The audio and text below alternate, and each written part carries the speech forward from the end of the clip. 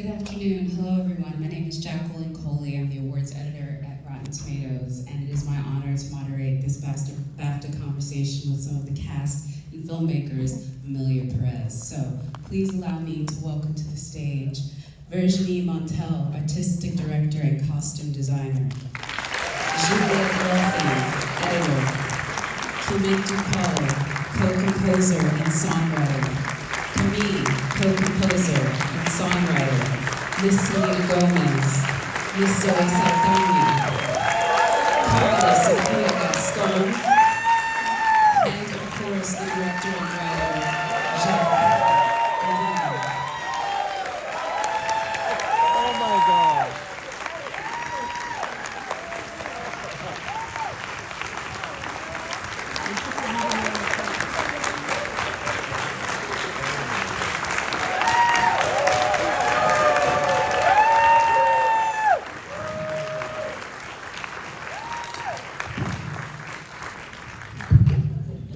Merci beaucoup.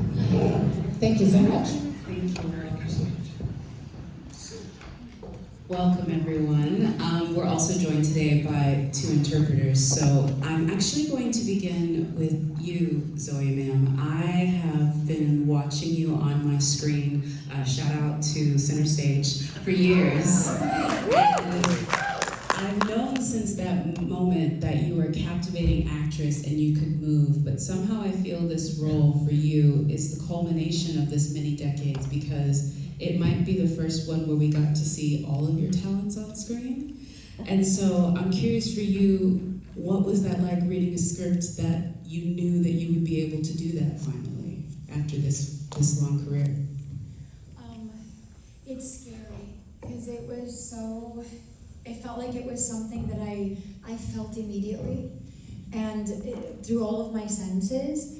And Jacques has been one of my top directors of all time.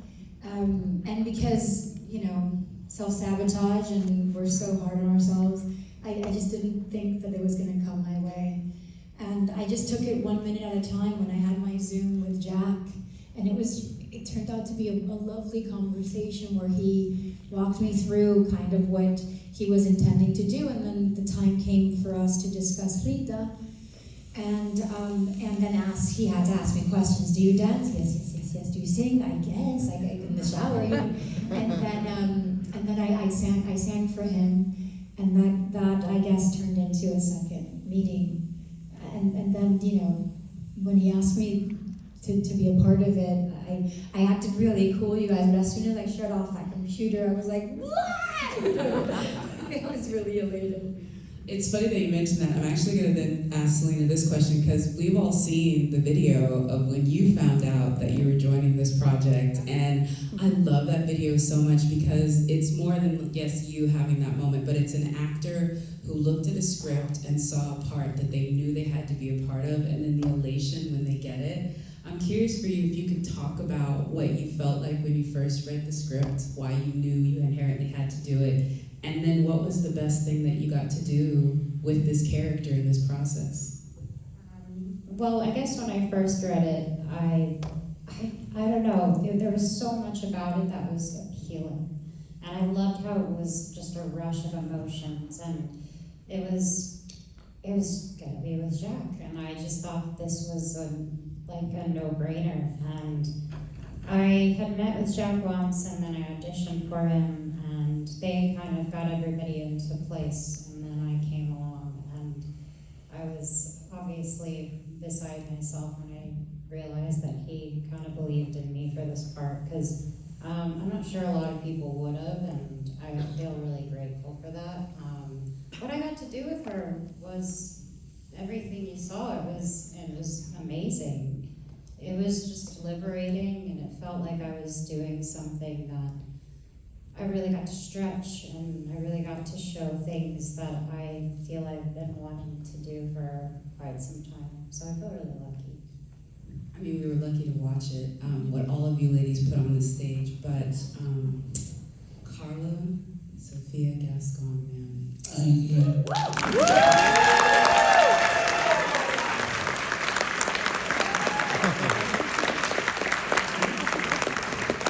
What you do on that screen feels infinite and so powerful.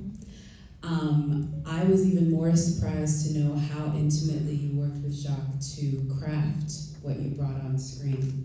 I'd love for you to talk about what those conversations were like, because he has very much spoken about how what you performed was a conversation between the two of you in almost every moment. So talk about how you got to be a part of every part of crafting the character. Thank you so much. I don't know now, but me siento muy emocionada en este teatro, no sé por qué, porque he visto esa oscuridad ahí enfrente. Y estaba pensando en esta película lo maravilloso que es. Me han recordado estas luces que vosotros no veis porque las tengo al revés. Me han recordado la escena de los camiones cuando estábamos filmando en el campo. Y cómo esta película va de la oscuridad a la luz. Y de la secuencia que filmamos cuando estábamos en el hospital, cuando yo me di cuenta de cómo este señor es un genio de la cinematografía. Y os habréis dado cuenta ahora aquí en la película que a partir de ese momento cambia de la oscuridad a la luz la película. Eso es lo que ha hecho este señor conmigo. Cambiar de la oscuridad a la luz a muchas personas que nos están viendo y que están deseando que esta película le llene el alma y los corazones a muchas personas.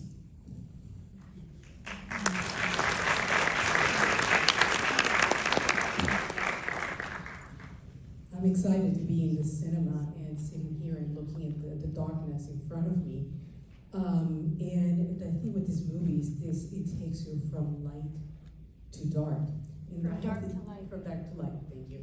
And there is this light in front of Sir, sorry, I was like. Sorry.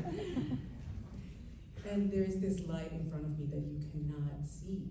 And that reminds me of a scene from the movie, the scene with the trucks where we're out in the rural areas, and also you brought to mind the scene in the hospital. And all of this makes me realize that this gentleman right here is a genius of the cinema.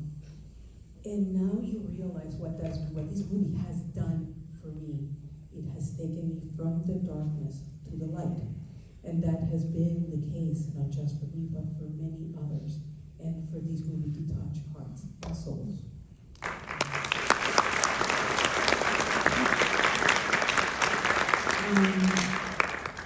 Jacques, I know the journey to find Karla was one that you went through very mindfully, and you definitely wanted to make sure you found the right actress.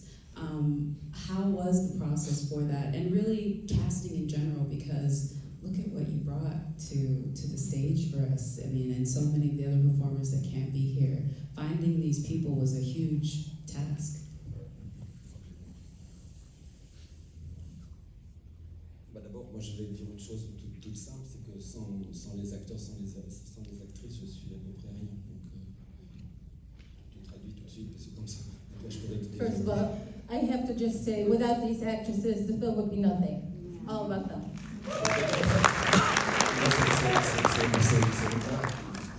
Il s'avère que j'ai un penchant très très fort pour les comédies. And you have to know that I really have so much love for the actresses and for the actors. Alors le process, en fait, j'ai dû constater à un moment donné que je m'étais trompé dans les premières versions du scénario. Les personnages n'avaient pas du tout le bon âge. Rita avait 25 ans, Manitas en avait 30, et puis Fania, j'ai presque honte de le dire, on avait 17. Et en fait, j'ai longtemps tourné en rond, je faisais du casting au Mexique, puis ça marchait pas, je trouvais pas. Et en fait, c'est quand j'ai rencontré, je sais plus dans quel ordre, mademoiselle, je m'en excuse, mais je sais pas si c'est Zoé que j'ai rencontré avant, ou en Zoom, ou est-ce que c'est Karla, Sofía au Mexique, je me souviens plus. Mais tout à coup, c'est impressionnant. Et puis Adriana, et ce sont les actrices, les interprètes qui m'ont dicté les personnages, purement et simplement. Donc ça rend modeste. Voilà. One important thing I have to tell you about the process is when I first started out with the script, I was writing these characters a lot younger than they are now. I think Rita was around 25, Manitas was maybe 30, Epifania, afraid to say it, was only 17. So I realized, as I was meeting my actresses, that I was completely off with that.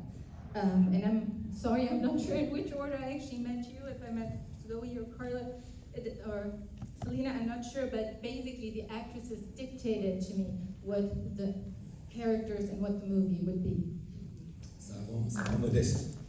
But I don't agree with you, because I'm 23.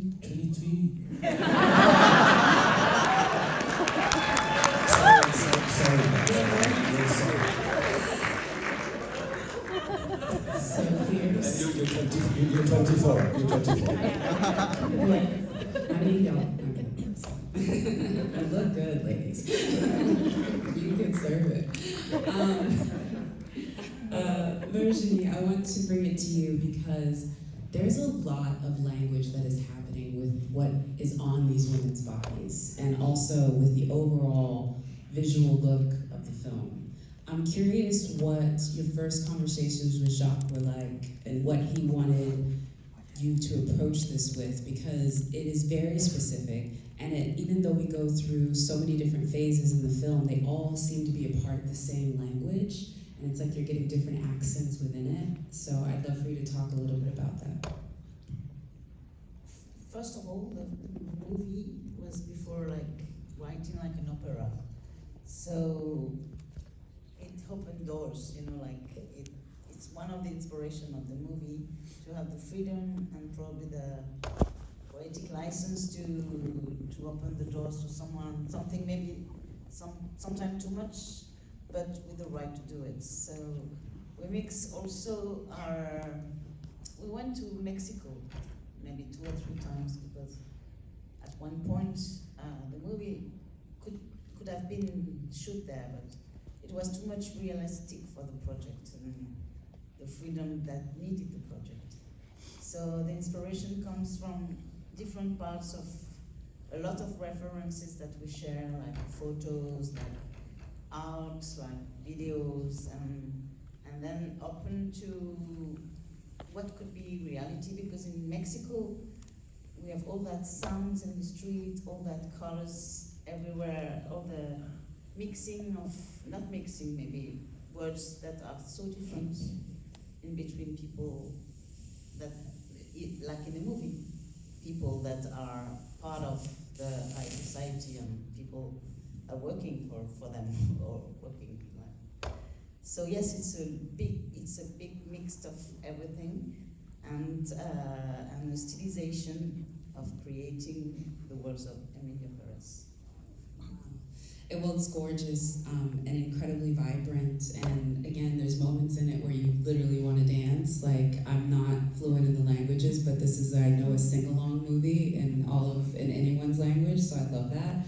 And I think about the editing, Juliette, that you had to do with it to keep those musical scenes so moving and passionate, and just how difficult that must have been with all of the movement. So I'd love for you to talk about how you approach that pacing, because sometimes we're in these really emotional moments, and then we go to these intense sequences, and the visual language of the camera at that really sort of sets that up.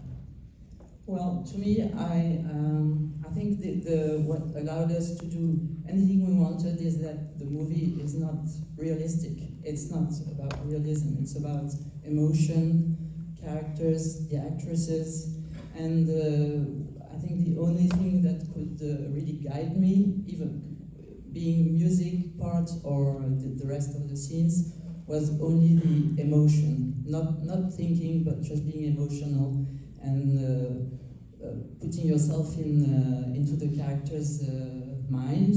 So and then it brings the pace, I think, maybe naturally. I mean, to me, that's the way I work, not really with my brain, but more with my heart, I guess, or with my sensibility.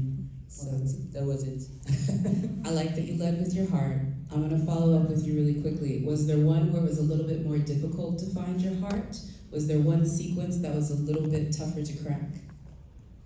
I don't know. I guess probably the dance sequences obviously were more, as it's more maybe technical, because you cannot fool with the pace. I mean, you should ask them, but it's not as free as cutting a regular scene. So these were maybe more difficult because you kind of are not really allowed to really do anything you would like. But at the end of the day, the music guides you and the dance guides you. So it's the bass comes by itself, and I don't think there were more difficult scenes, or it's only, as I said, only the emotion. And there was a lot to me in this movie, a lot of emotion. So I was okay with it.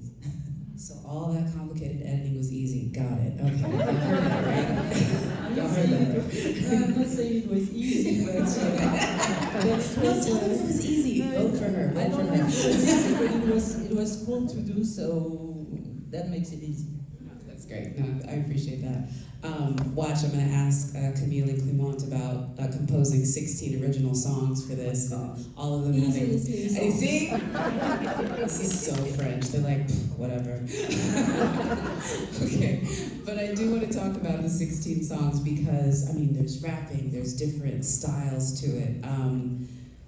Talk a little bit about, in the composition, which were the first songs that came together, and how did you sort of decide on them as far as how they would represent the musical language of Emilia Pérez? And Camille, or Clément, whichever one. The first song that came up was Para, the one in the middle, that talks about the people of Mexico. And it stayed almost the same until, I mean, we just re-recorded it with real musicians. It was just demoed with musicians, but we recorded it at the end. But it stayed the same, with, new vocals, but yeah, same arrangements, same lyrics.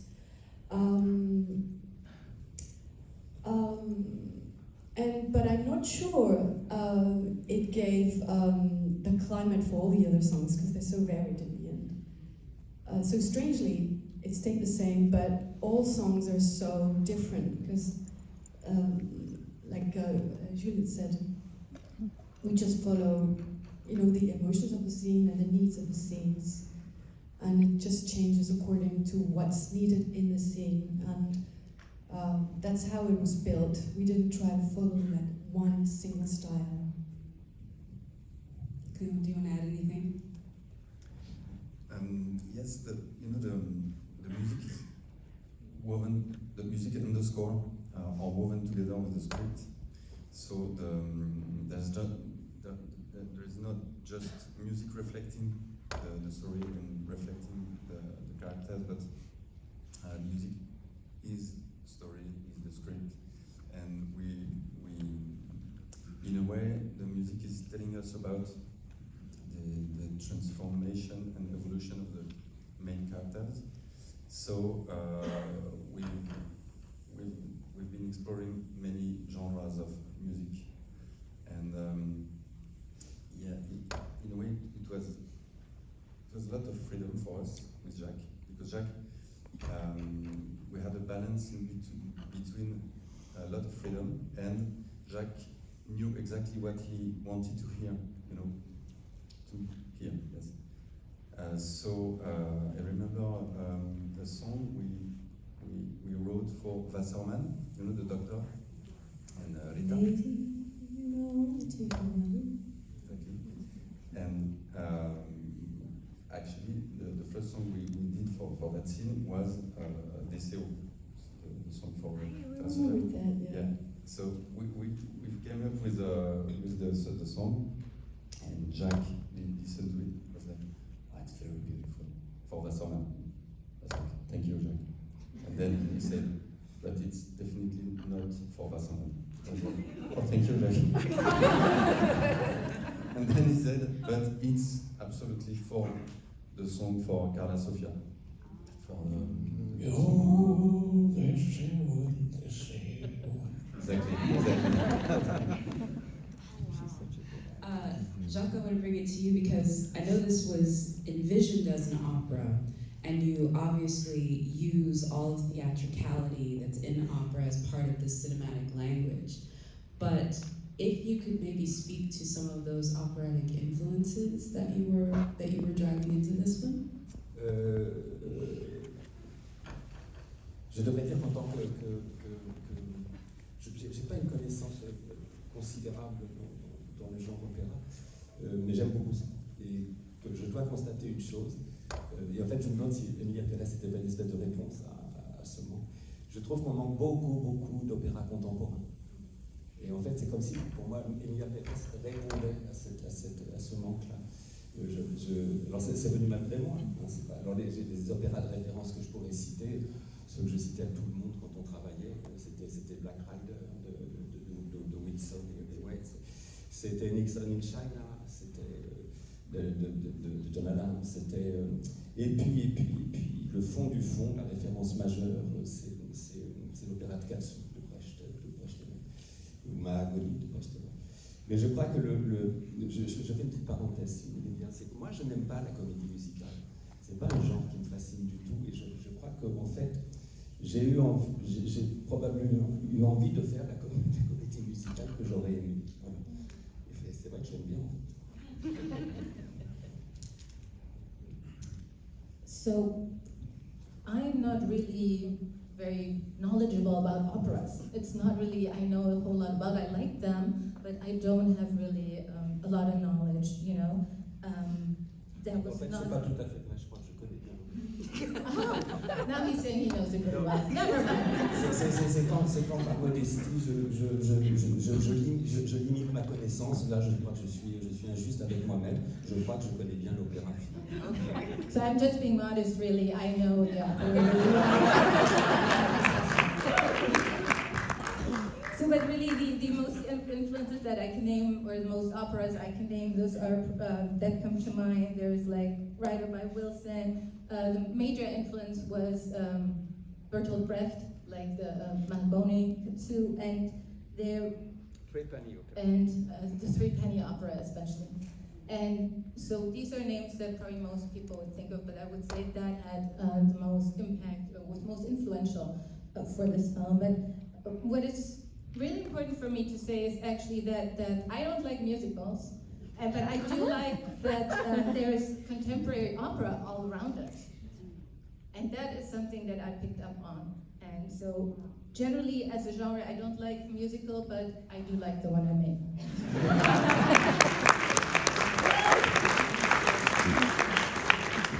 As you should. I think everyone out here liked it as well. Karla, I would like to talk a bit about the transformation that you go to in the film, because it was jarring when I was sitting in the Cannes screening room, because I knew nothing. Like, I was just sitting there, and then I was like, she's turned into this goddess, and the makeup had me so fooled. I'd love for you to talk about that transformation after every no-name actor put on a different suit on their way to acclaim. I'd love for you to talk about the journey that you had to go through for this one. Thank you. We worked together in this Beauty and the Beast, more or less. But we spent a lot of time in makeup, in effects, with Virginie, with all team of makeup or hair stylists. And we will be, I think the most important of that thing is the creativity, the freedom for the creativity on this journey, because I have a lot of freedom for that guy that he is here, that I don't know what happened with him. But at the end, we need to do an internal casting, to these manitas, and it's too funny. It's one of the best part of the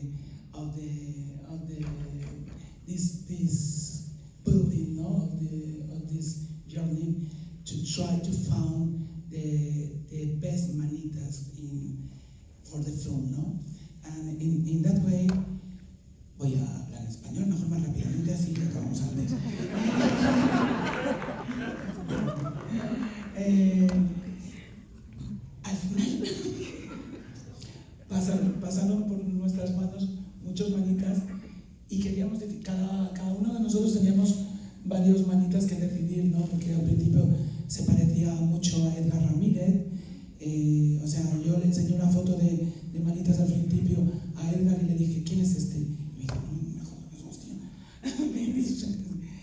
Y luego después pasó por parecerse a McConaughey, a Jared Leto,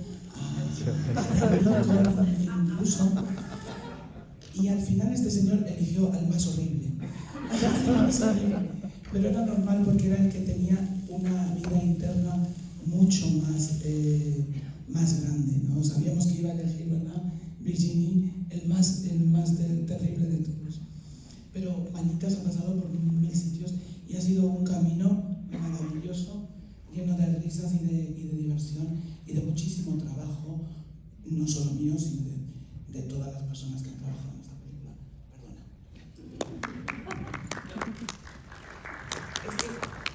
Fíjate, porque si no solamente aplaude la gente que sabe español.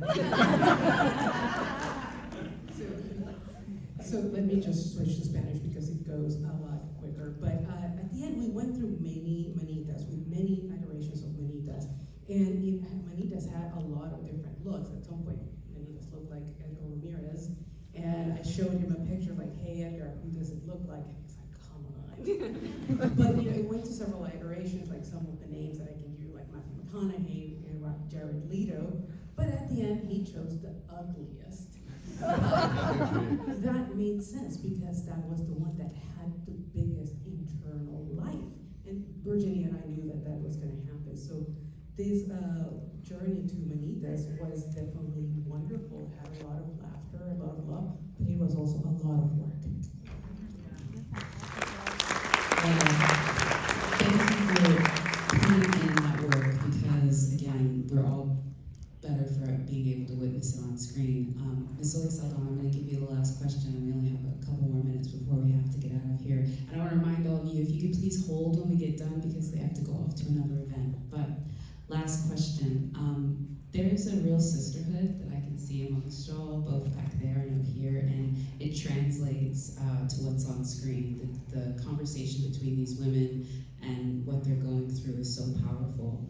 I'd love for you to talk about what that was like for you, because forgive me, I've seen you as like a lot of these, like, you're the girl up with the Avengers, you know what I mean? I feel like there was probably something very powerful to being a part of this script and being a part of this cast. I don't know if it's the fact that we're just products of our environment, but I remember being in my 20s and starting out in my career feeling super lucky being the only girl in the room. Like as if like I had one up over other women. And then you get older and you get wiser and you realize that we are better together.